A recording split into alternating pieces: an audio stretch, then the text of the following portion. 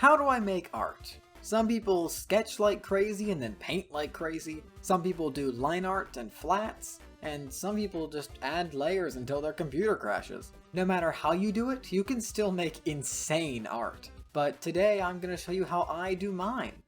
Warning though that I do a lot of character design, so the first section is going to be mostly about that. Just keep that in mind as we start off with the content. The first thing I do is just create a basic idea. You can either do this in your head, or you can create a Pinterest board or some sort of Milanote or PureRef page, board, website. It's not a website, I don't know what I'm saying.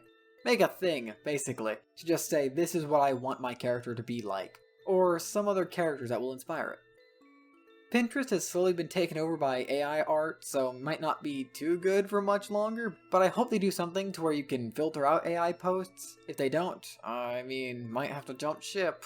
You don't have to make a concept like this. Sometimes you have an idea already and just want to start going and figure it out while you're drawing. But no matter what you do, you have to get a pose. And for me, poses are the hardest thing to do.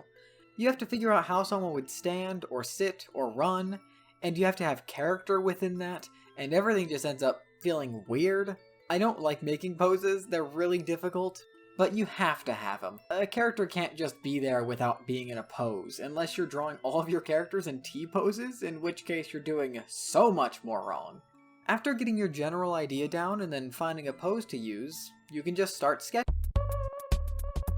Sketching is the best place, because you can make just as many mistakes as you want, and you don't have to keep any of it. It usually takes me anywhere from 2 to 4 sketches before I make anything I'm happy with, even though I sketch a little weirdly, because I usually turn my sketch into my line art if I'm using line art, which I've slowly stopped using line art, because I find the painterly style more interesting and more fun. Another thing that's weird is that I start with the chest instead of the head. Not like that, you freak.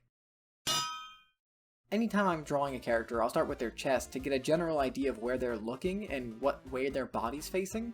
Even though I should be using more reference, I don't because I'm dumb, and I tend to just wing everything, just using the random anatomy knowledge that I've gained from YouTubers over the years. Now that we're done with the sketch, let's move on to the flash. Up to this point, everything makes sense and feels cohesive, but then I start to panic about colors. What's the best color combo? I know monochrome, complementary, and triad. Should I use something more interesting than that? Should I use a color generator online?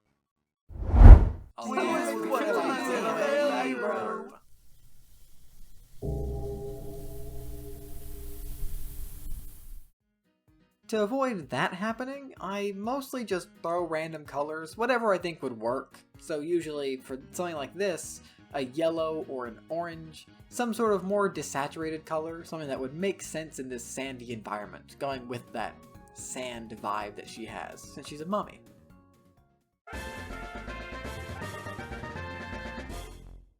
I only really start to fix it after I start shading.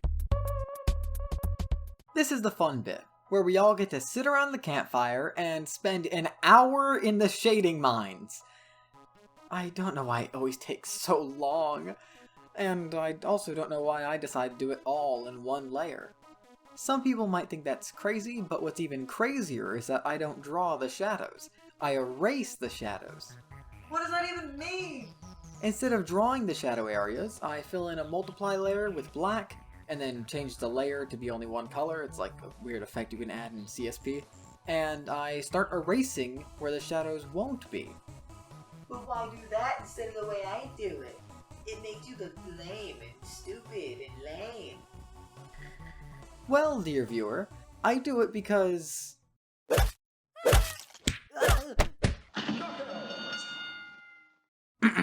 I do it because it makes adding form much easier. You can just imagine where the light's going to hit instead of where the shadows would form.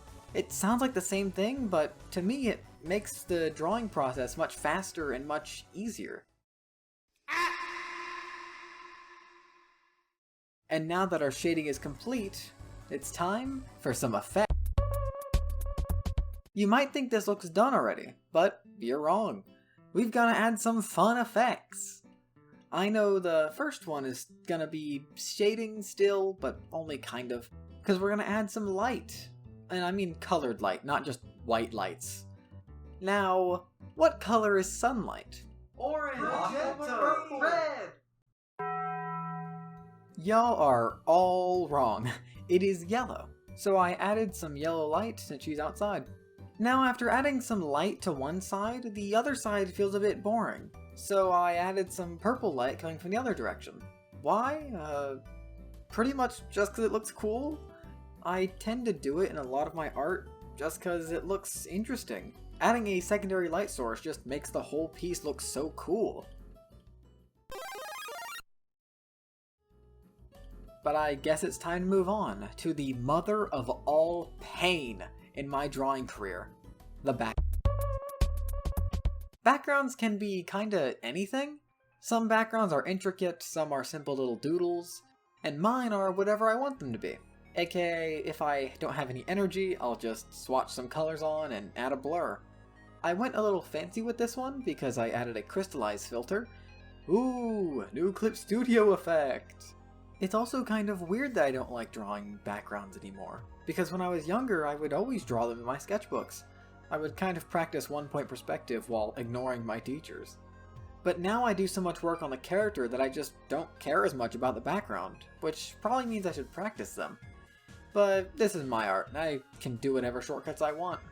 Even if they are horrible for me in the long run, because I'm just throwing random colors and seeing if they work. But, I'll deal with that later. That's a future me problem.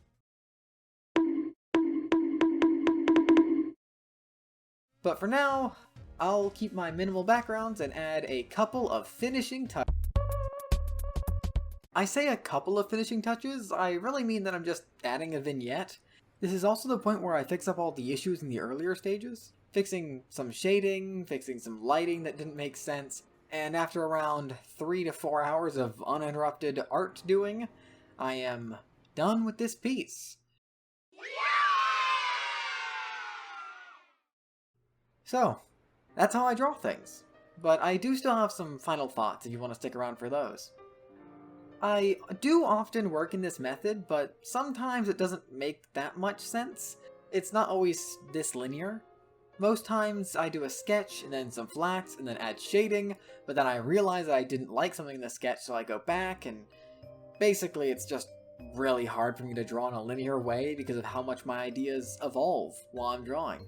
And if you watched my earlier video about how I designed my little Sona, you'll see that this character looks quite similar to Haze, the character that was originally going to be my Sona.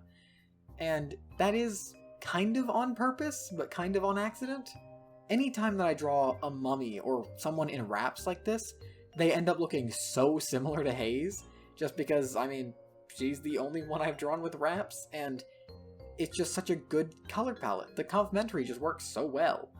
Anyways, that's been the video. I've designed this character and shown you how I draw them. Bye-bye. Bye.